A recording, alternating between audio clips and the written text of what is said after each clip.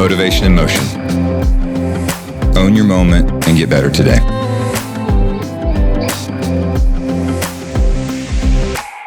All right, we'll let you introduce yourself, and then let's get started. Sorry. Yeah, they're running cameras. We might as I well. was waiting on the. You want me to formally introduce you? I'm Dave Rader. Okay. Grew up in Tulsa. Attended Will Rogers High School. Okay. University of Tulsa. Had a degree in mechanical engineering there. Started out in engineering and then got into coaching. Okay. Had 1 year in the NFL and Played quarterback. yeah, they Okay. thought Phil Simms was better. I don't get that.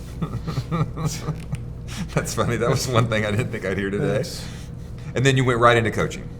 No, I did like 2 years in with a submersible pump company Okay. as an engineer, and then Okay. miraculously was into coaching.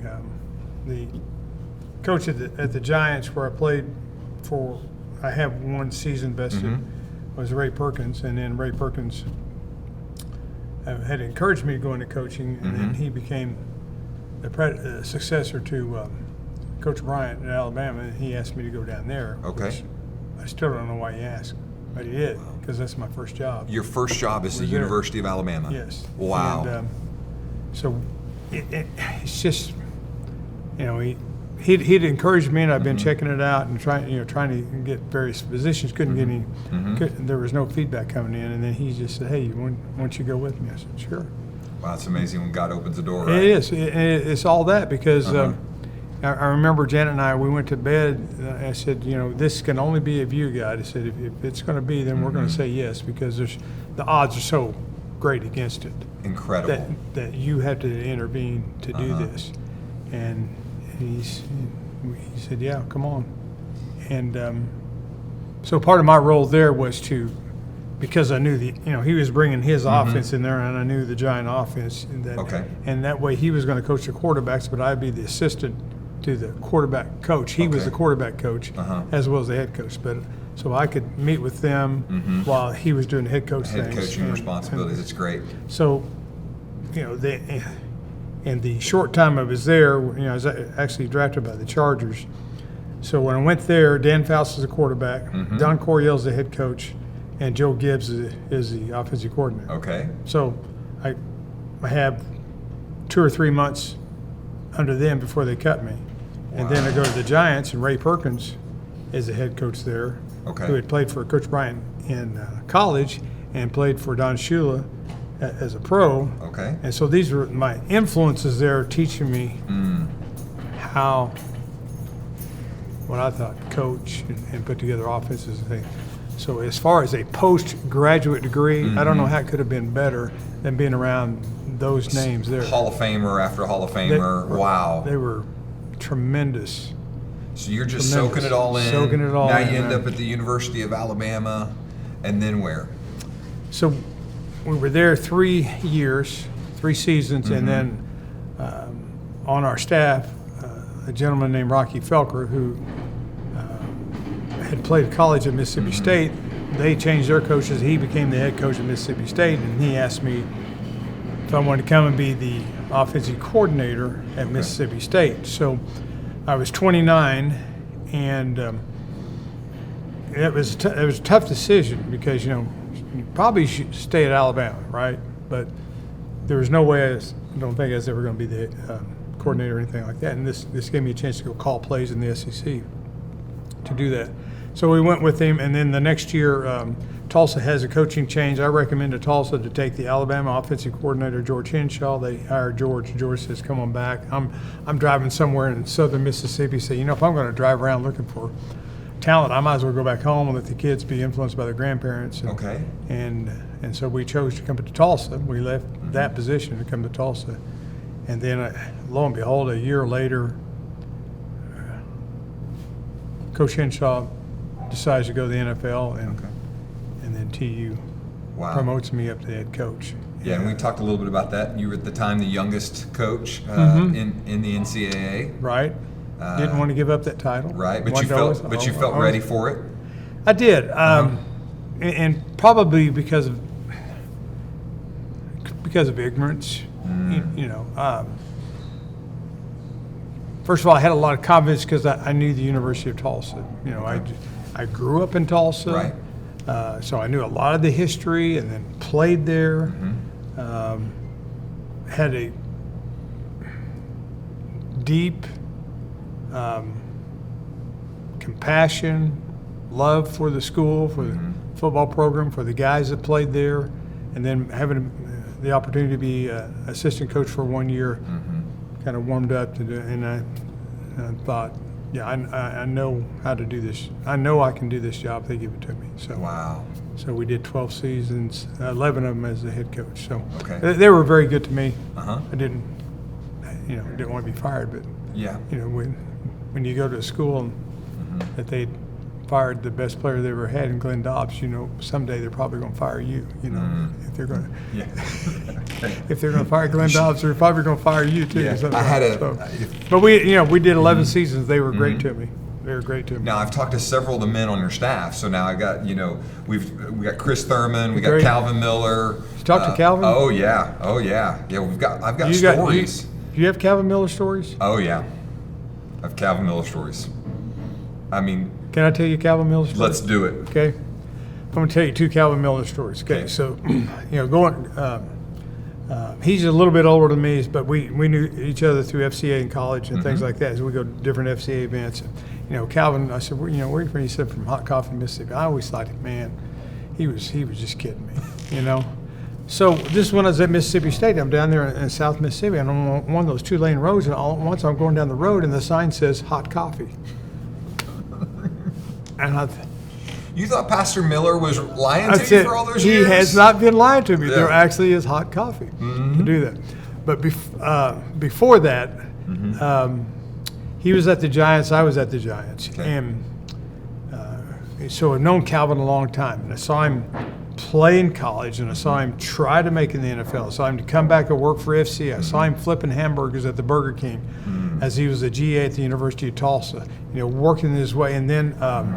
The coach that was at OSU became the defensive line coach of the Giants, Jim Stanley. Okay, so he brings Calvin back up there right. to play, and then he makes the team. Okay, so here's Calvin out of South Mississippi, and they told him that you can't play college ball, so he goes to Gulf Coast Community College, I believe, That's right. down there. And then they said, well, you can't play majors, but he goes to the Big 8, goes to OSU, and he starts there. Yeah. He plays through, and they said, well, you can't. You know, all these things you can't. You're not going to be able to get a degree, and all these things. Gets his degree, you know, all these things. He just keeps busting the ceiling. So, our nose guard there was Ken Mendenhall, Okay. and he was injured. This was Thanksgiving weekend of 1980, right? Thanksgiving weekend 1979, and the Redskins were coming to Giant Stadium.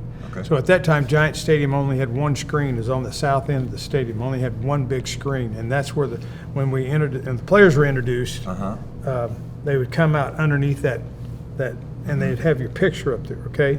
So Bob Shepard, the great voice of the New York Yankees and the New York Giants, you know, if you know, Oh, yeah. remember even Derek Jeter, as long as he even when I was- played, yeah. you heard his voice, and so Bob Shepard is going to introduce Calvin Miller from Hot Coffee, Mississippi, Gulf Coast Community College, Stillwater, Burger King, FCA, doing all these things.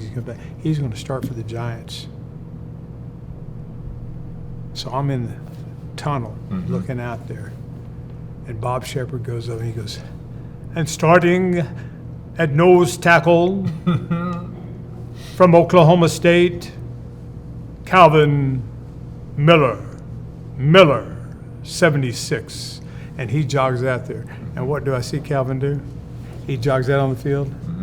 He looks back up at the sign so he can see his picture up on the big scoreboard. And I said, you go for it, Calvin. Wow. You deserve that, man, for all you go out there. You see your picture up there because, man, you earned it. Is that not a great story? It's an incredible story. You know, he obviously had tremendous things to say about you, but one of the greatest things that I took out of my time with him was he was just willing to see when God would open a door. He would walk through it.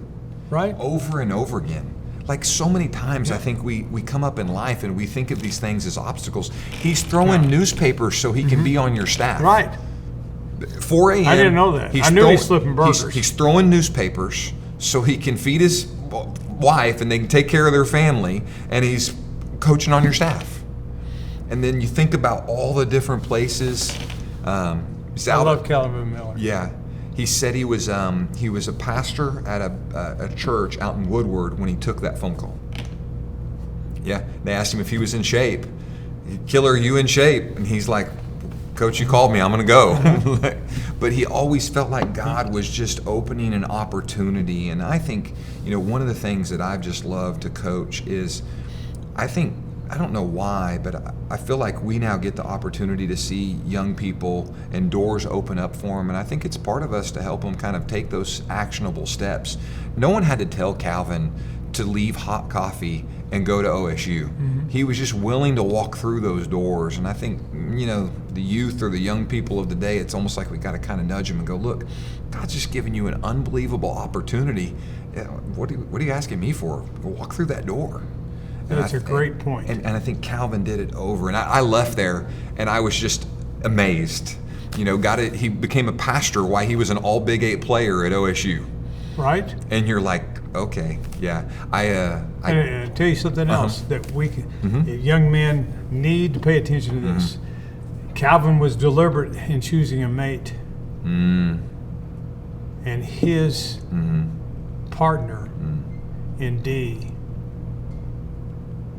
a gift from God. 100%.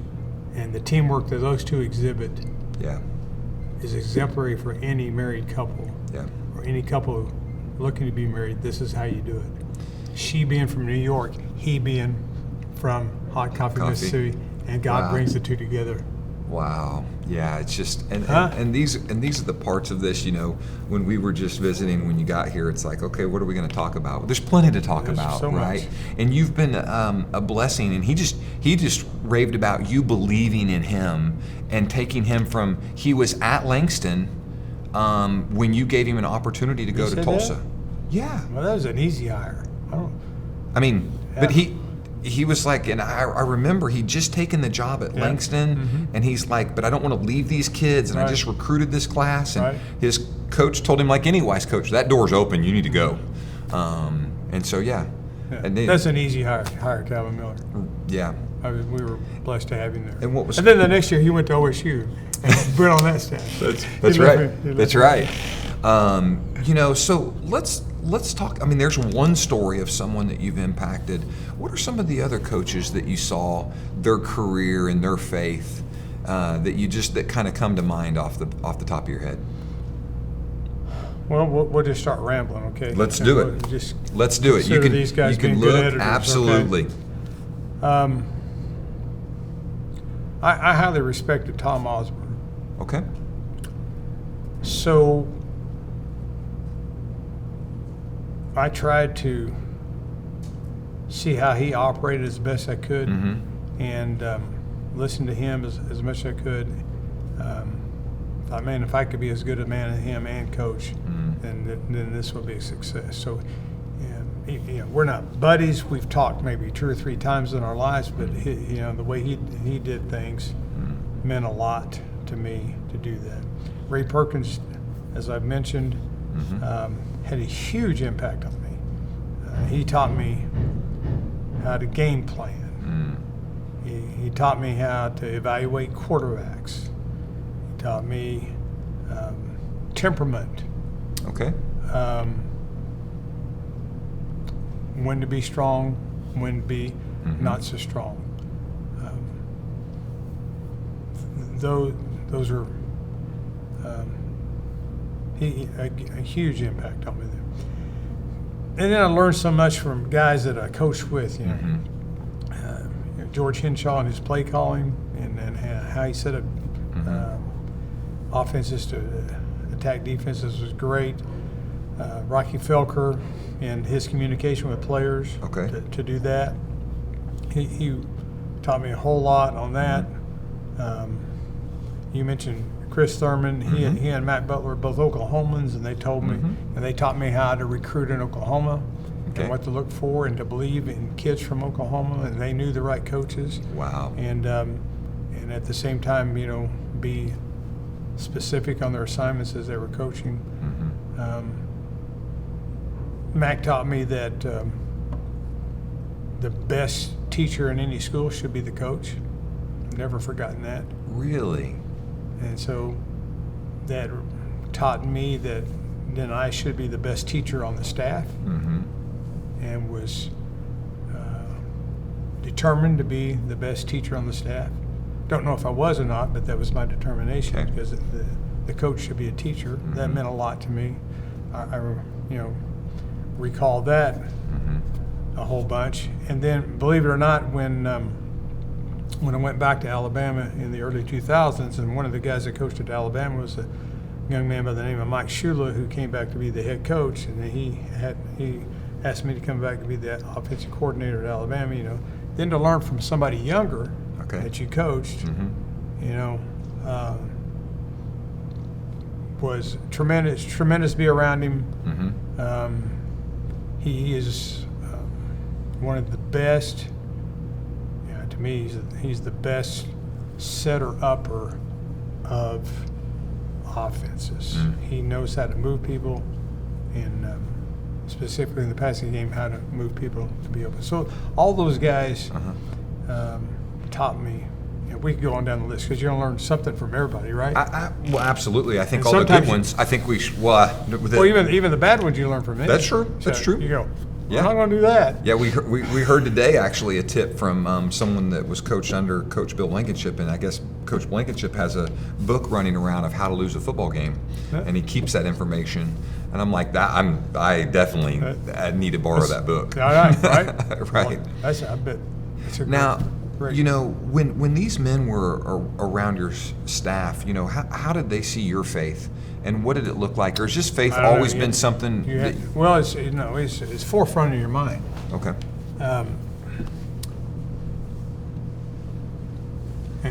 I'm going to try to talk as I was then, but hopefully through the years I've matured in the faith Okay. to talk as I am now. But it's always been in the front of your mind that if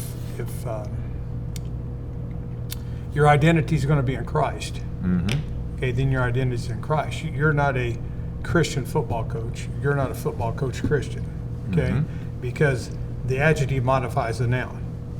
Okay, and so if you're going to be a follower of Christ, which is what Christian means, little Christ, if you're going to be that little Christ, then there's no modification. Okay. Okay. So I may be a Christian who coaches football. I may be a Christian who votes Republican. I may be a Christian who votes Democrat, but I'm not a modified Christian to do that. So that's in the forefront of your mind, that you always have to be that way. So some of the things that were obvious when you're coaching is your language. So you just can't. And I don't know what your heart is, but you cannot curse, and there for sure some words you just can't use. Well, it's interesting you bring up cursing, because you in my career, I've had the privilege to hire. I've been a head coach, I've been a coordinator, I've been on staffs. And, when you leave the game, sometimes you don't go get the job you want, you get the job that someone calls you to. Right. And so I was, That's a great point. And I was on a staff where the language was so poor that I couldn't hear anything else. I couldn't hear the good coaching. I just could hear words. And I always wondered, I was like, well, do the kids hear that? And I played in college like you did, and that was eye-opening. I had a great Christian upbringing on a faith-based high school campus, and then go to the University of Oklahoma, and not to challenge any of the men's character or anything, but the language that was used I had never heard in my life. And I thought about it, and I thought about how personal it felt. And so I've never wanted that to be done. I actually think that it gets used as an excuse to be tough. And I'm like, some of the toughest men I've ever met never cursed. I mean, Great point. Let's go back to Calvin Miller. His nickname's Killer. He looks like he's still got the fire in his belly in today. I don't feel like he needs to be cussed at to go be tough, right? And so I couldn't agree with you He's not more. tough. And I think staff should think about that. And I know that there's certain words, and I'm not trying to get into a legalistic discussion over what's a cuss word or what's not. There's just some don'ts for me. There's some words you just don't need to use. Yeah. No. I'm just kind of. So I don't want to get off because I we're understand. always sidetracked. I understand. Well, you do this. I said, understand. I understand. And my comment on that is, please don't let my hypocrisy stand in the way of our relationship. 100%. Okay, so because this Yeah. is a flawed individual, right? Yeah. Thank God But for grace. that was right, and that was always on my mind, and in the game, yeah, when I would remind the officials of that maybe their call was not what it should have been, and maybe they were having eyesight trouble and they weren't seeing the games that should be seen. I had to make sure that my language there was the same way, because it can be. And then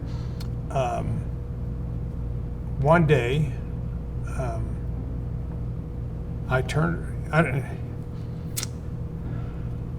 at Skelly Stadium, not Chapman Stadium, at Skelly Stadium, Janet and the kids, they would sit in this open box, which I don't know how she did it, because she had to hear all the things that people were saying. So it was one of those games, and it got quiet there, and I went back and talked to some of the guys on the bench. And I was very stern with them and was yelling at them. And the next day on Sunday afternoon, Janet said, "You need to talk to your boys." Because I don't think Kendall went to the game at that time. She said, "So why?" So you use some strong language. They want to know why, you said that word. And it really was emphasized to me. Even that small word that I didn't think was a cuss word, to them was. Yeah. So if my kids are telling me that, these kids that are 12 and 13 years older than them probably hearing the same way. So that re-emphasized that. So that was one way. So had to see each individual as an individual. This is not a mass production unit that we're talking about when you're doing a football team. Right. They're all different. Some you can drive. Okay. Some you need to let up on. Right. Some, you got to learn that. But one of them, I give a talk about the things I learned in coaching. And Okay. We won't go through it all, but Well, I want some of them. well, I talk like one day. I'm a young coach, probably my second or third year, so I'm 31, 32, 33, and come in and Gwen says, "Hey, Coach Iva's down at basketball practice." Okay. So I'm gonna go meet Coach Iva. Okay. And I walk into our practice gym. He's sitting over the chair talking to our basketball, the basketball coach I was watching. And I walk up to him. This is Mr. Iva. He stands up. Says, "Coach Rader, so good to meet you." It's a lost art. You didn't have to do that. Yeah. I'm a 33-year-old punk coach. And he stands up and sticks out his hand to greet me. So I can always show respect then. Yeah. I learned that. I can always show respect Yeah. to do that. That was a huge lesson.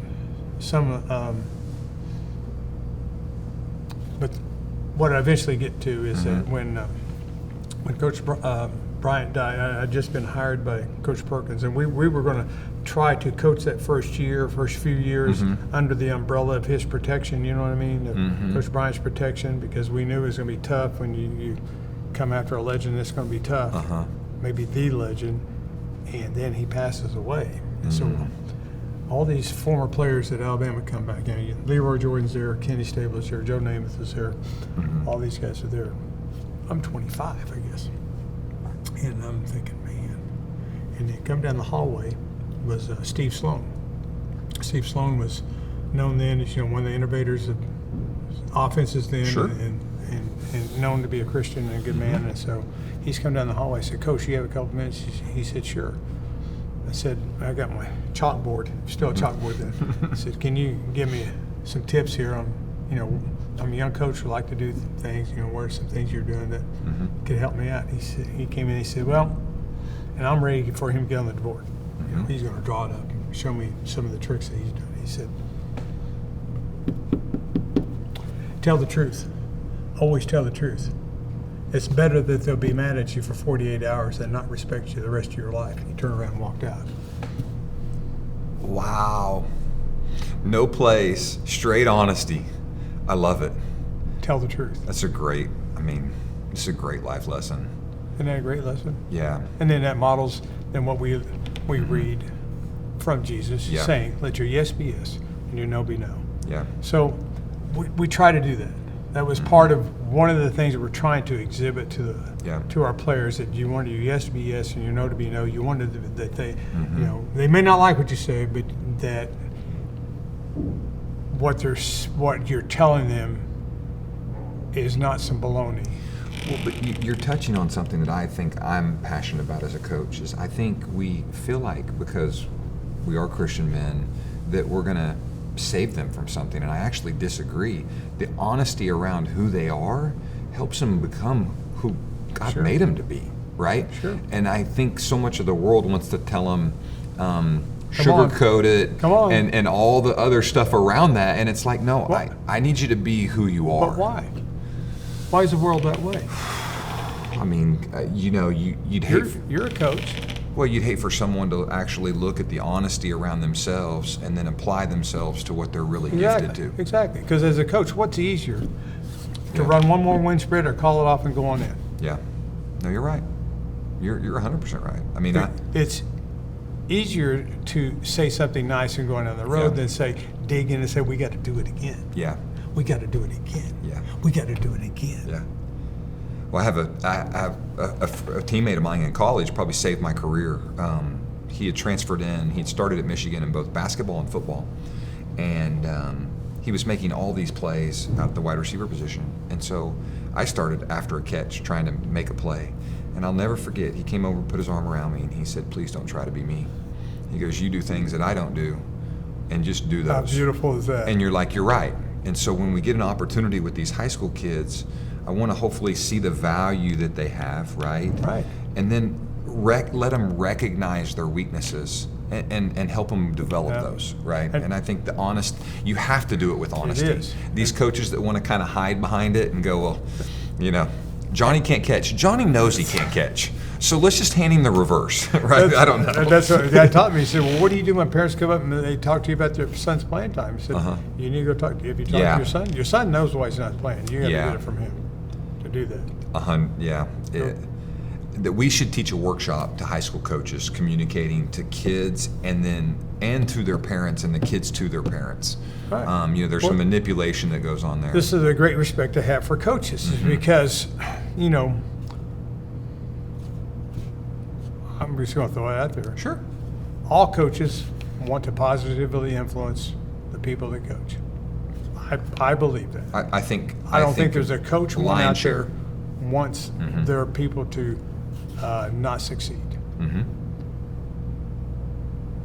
Well, you're in a conundrum now because you have to win to keep your job. Okay, but you know that the individuals you're working with, the chances of them making money playing ball are in the 0.001% category. Right. So you're wanting to build them as an individual, but you want to win to keep your job. So, well, how do I walk that tightrope to do that? That's what's so tough about being a coach. Yeah. And but to me, that's one of the things that coaches respect each other. The 10-0 coach and the 0-10 coach have respect for each other because they're dealing with different individuals quite often, and they see the positiveness that coach is doing. It is irritating when coaches are successful that aren't doing it the right way, and they can, they keep their jobs a long time to do that. It just is going to happen. Yeah. But if you're a coach that has, the strong foundation on which to stand, then you have to keep coaching that way. And that could be the cross that you carry, that God's asked you to carry, that you will coach and you will do it the right way, and you may never win a ring. Yeah. But that's what you're supposed to do, because you know what? 30 years from now, that kid's going to come back to you and say, you know what, you made a difference in my life. Yeah, there's a 3-7 team in my mind that the men that I got the privilege to watch compete that season, I would argue maybe my most successful coaching job. I know the world wouldn't see it that way, but what's transpired from their level of commitment back then that we asked them to do, better than maybe some of the state championship runs. Because you don't know what happens when they're in a marriage and it's tough on their marriage. They're losing money, or there's infidelity, or a number of things that can really strain, and it's usually around money. The number one thing we learn in football is you get knocked down, you get back up. Everything else is to the side. That's what we learn in football. You get knocked down, you get back up. Yeah. So they get knocked down. Are you going to get back up? You going to save the marriage? You going to plow through it? You going to be a positive father to your kids? It's not easy stuff. Absolutely, 100%. And they come back and say, I was a better man because you coached me. We were 3-7. I don't remember. All I know is the locker room was great, my coaching was great, and I love my teammates. Yeah. Well, even if you go back to your playing career, I guarantee you if you asked your teammates what your statistics were, they couldn't tell you, but they would tell you what kind of teammate you were. And I think one of the things that I've really tried to teach young coaches is, and athletes that I was around, I've got the privilege to go back and speak at some colleges, and I'm like, look at the guy next to you, and think of visiting him in 20 years. What would he say about you? Yeah. He's not going to remember. He might remember a play or a specific moment. Your parents will remember your statistics and maybe some of your loved ones. And even then, they forget the bad stuff too. They're just your parents. But man, you go ask that locker room what kind of teammate you were. What kind of legacy was he? Was he a good teammate? Was he a good person? What kind of work did he put in? We can answer those questions of the men that I sat next to. It's easy. So I think that's something that we need to look at. Great point. Okay, now I have to dive into this because you've served our state. Okay. So I'm an Oklahoman. We're going to go there now? Yeah. You told me to stay on time. So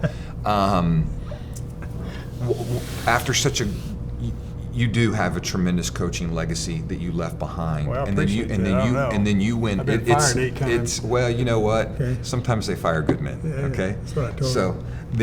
then you go over here and you serve our state. Right. Why the passion to do that? It's always been kind of in the back of my mind to seek an elected office, and it's very egotistical. I thought I could make a difference. I think I can make a difference. I'm working to make a difference. Okay. And that's why we stay with it. Okay. Growing up in Tulsa, this is my state. Well, I love my state, I love my town. That's what, just had it. Okay. That itch to do that. And thought I was paying attention to what was going on out there. Okay. And the state senator in my district has termed out. So, I'd looked at running for U.S. Congress back in around 2000 when Steve Largent was running for governor. Okay. And that didn't work out. So I still had that itch to do that. And so there it was. And Janet said, yeah, I'll go for it. So we did. And so we want. If they told me everything that you're going to have to do to find the game, I wouldn't have done it. Right. It's one of the hardest things I've ever done. Wow. One of the hardest things I've ever done. We had an election in June, we had an election in August, and we had an election in November that first year. Okay. I walked the neighborhoods, and we served about 80,000 people apiece in the Senate. So I had to walk those districts, those precincts, 3 times to have that vote every time to do that. So by the time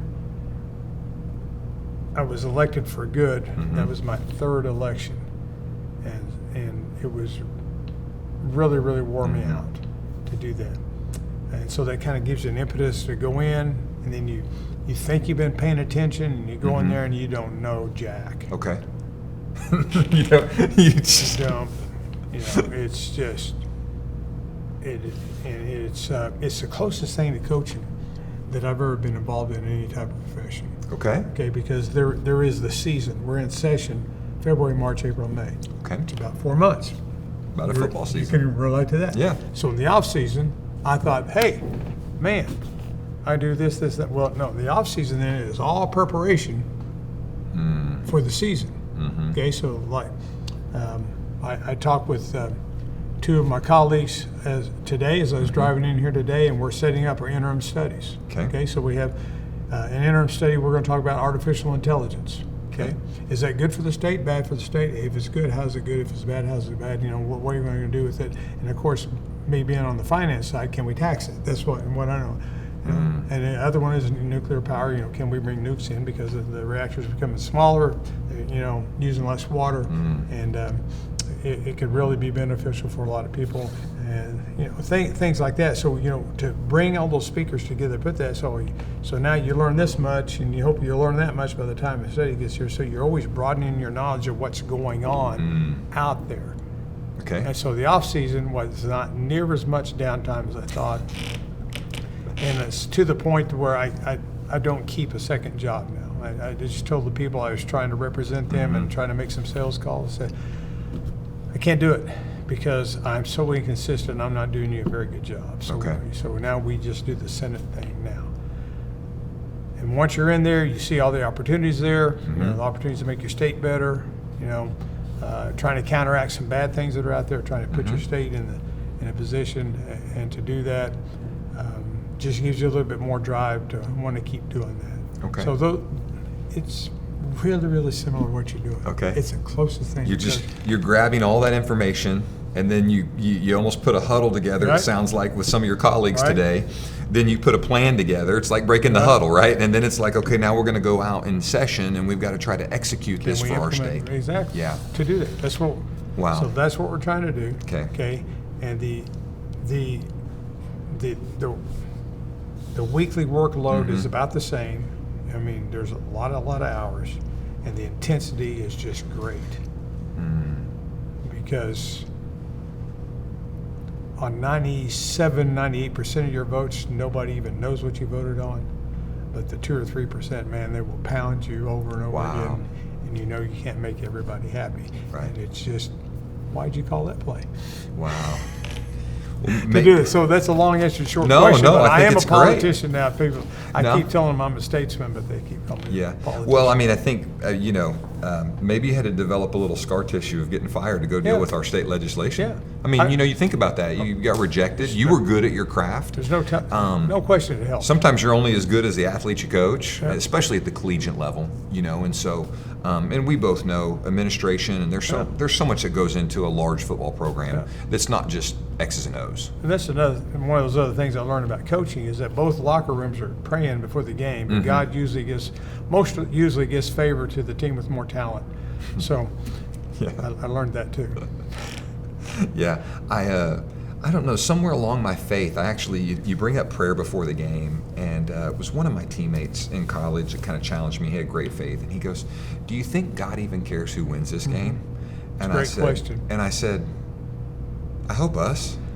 And he looked and he goes, no, we're going to talk about this later. And I remember we played the game, and I got away with a really bonehead play. I mean, it should have been a clip. It's an 80-yard touchdown. I hit a guy in the back. He turned his back. I saw it. I hit him. And he asked me after the game, he goes, you feel the same way? And I said, I think God was watching.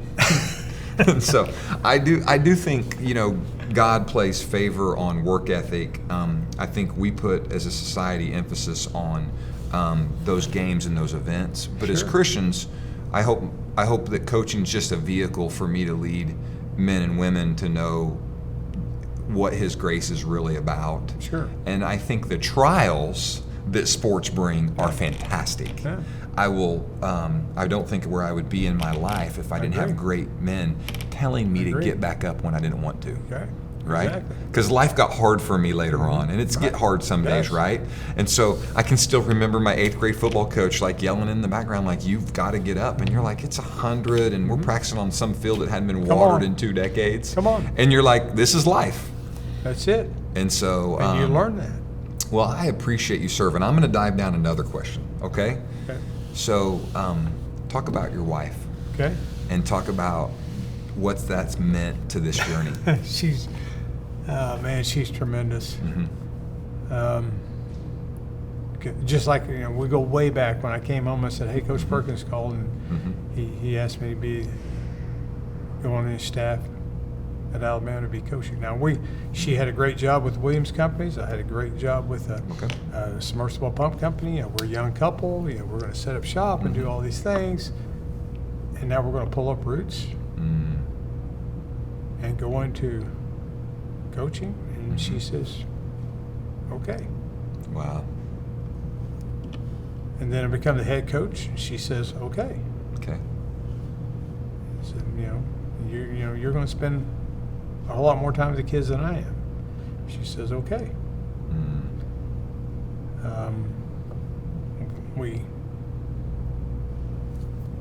When the Chargers fired me, and the Giants fired me, and the Patriots fired me, and the University of Tulsa fired me, and the University of Alabama fired me, and the University of Mississippi fired me, she was always there. Wow. Okay. Wow. To do that.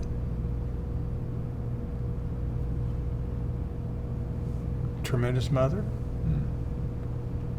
Her growth as a Christian has been unparalleled. She would never speak in front of a crowd. She became involved in BSF. Wow. She's an administrator, and will speak in front of hundreds of women quite often to do that. Wow. So I try to compliment her this way and say, people said one of the reasons that you were fired at TU because they said that, you should have recruited better. And I say, here's my wife. I'm a pretty good recruiter. I like it. Do that. Yeah, she's tremendous. I'm indebted to her. I love her greatly. That's And incredible. we still have fun together. And we just finished cousin camp last week. Okay. And Coach Blankenship, he kind of sets the pace on that with all their grandchildren. We just had 5. I think he had maybe a dozen. Yeah. To do that. So. And just get them all around, and you guys keep. She puts it all together. We did the this year was the armor of God. Okay, so there's 6 pieces of armor, and in 3 days we do 6 pieces of armor. Okay. So by the end of the week they have a belt. Okay. Okay. They have a breastplate. They have shoes. I They have a love shield. this. They have a helmet, and they have a sword. Of course, we do the sword the last day. Okay. Because there was some pounding each other with the sword. Yeah, well, yeah. So I we mean, yeah. want to do it. She put that all together Okay. to do that. So we had that lesson on the armor of God to do My that. goodness. And she puts that all together. So yeah. It sounds like she's just like tremendous Calvin that person. you picked a wise Yeah. teammate too. Yes, and that's all providential. I mean, that was God putting that together. And I know that it's not easy to get rejected, especially from your alma mater. I can't. Sure. I can't feelings. imagine what those conversations like were with her, just to encourage you. Well, yeah, I get the phone call. That was the thing about it. I was told over the phone that I was going to be fired. It wasn't even in person. And so I called her and said, hey, they made a decision. And they asked for my keys or whatever. She said, okay, I'll be right up there. Okay, I'll be right up there. It's not like, well, why? Yeah. Okay, I'm coming. I'll be right up there. I'm coming. That's a good teammate. That's a great teammate. Huh? Yeah. Still on my side.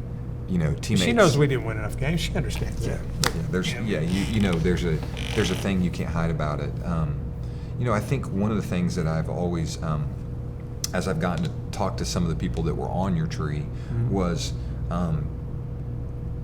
wins or losses, and you did have a few good years. You had some good seasons. Well, we You had a lot some of good success, wins, right? And one of the things that was said is there was never a difference in how the staff was treated, how the young men were treated, how it was gone. The process was the same. Good. Right? So was that intentional, Sure. or did you just know that at a Sure. young age that you were just going to stay this course? Some like that would probably come mostly from Perkins. Okay. Okay. You got to. This is what we do. It's what we do. Okay. And I figured he did it because Bryant did it that way. Okay. And he did it because Shula did it that way. Okay. And I don't know 2 better coaches to emulate than Bryant and Shula. You know what I Okay. mean? And I had an excellent high school coach, and Coach Eubanks and Coach Dry and Coach Cooper were really good, But when you get in there, you know how it is. When you get in there and they give you assignments and they give you responsibilities, and you start learning, you get to ask questions and things like that, and they'll let you mess up Yes. and then correct you. Uh-huh. Or correct you before you're about to mess up when Right. they say, you can do that, but you might want to think about this. Yeah. You really appreciate that. So I think that stick-to-itiveness, because specifically it came in the summer of '80. Okay. Summer of '80, it was extremely hot. One of the hottest, still on record, I believe. Mm-hmm. And so, we were having a camp at Pace College somewhere up the Hudson River. So I don't know if I can take you to Pace now. Okay. And our center was Jim Clack, and he had played for the Steelers. And man, it was hot. Mm-hmm. And Coach Perkins he was working us hard. Mm. And so Clack was kind of the veteran, and they all the players sent him as a sacrificial. You can live through the conversation. And you need to go talk to Perkins Mm-hmm. and say, Coach, man, the players, it's hot and they're tired. And, he's just kind of wondering, is it going to continue this way? We're going to let up a little, because it's just really hot and tired. And I can still see Coach Perkins now. He went, because he would do this. He would suck on his teeth. That's what they're saying? Saying we need to kind of let up a little bit? Yeah, Coach, so and it looked like he was about to waver there. He said, rain on him, practice at 3:30, I'll see you there.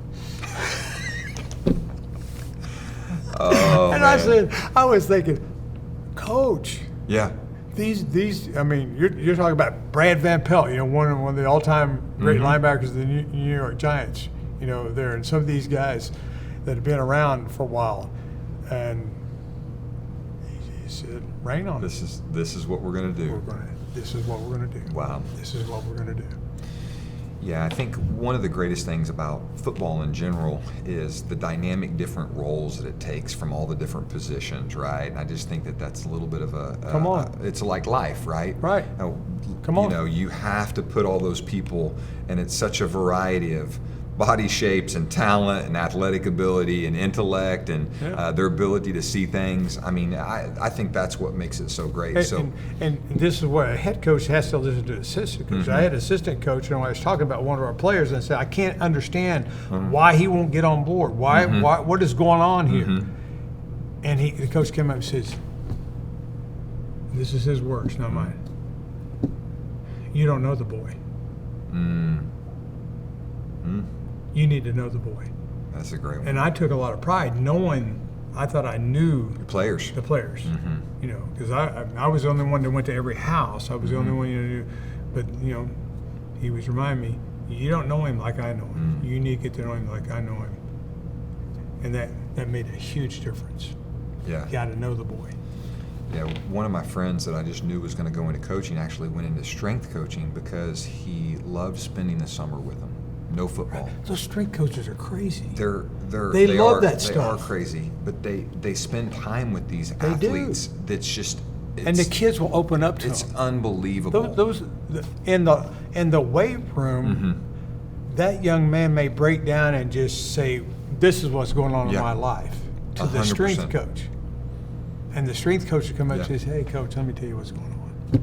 I said, "I don't know it. I didn't know that was going on." You're right. Strength coaches are invaluable. It's and then their whole job is. It's interesting that the same place that they want to share those stories and those men want to come to their strength coaches is the same place they're being pressed to the brink right before they're turned over, right to real camp. So, if I had your family right here, what would they say about your coaching career? Probably not a whole lot. Really? My daughter would say, "I don't know why Dad always chooses these jobs that are so public and open to so much scrutiny." My oldest son would say, "Hey, that was a lot of fun. You did a great job." Okay.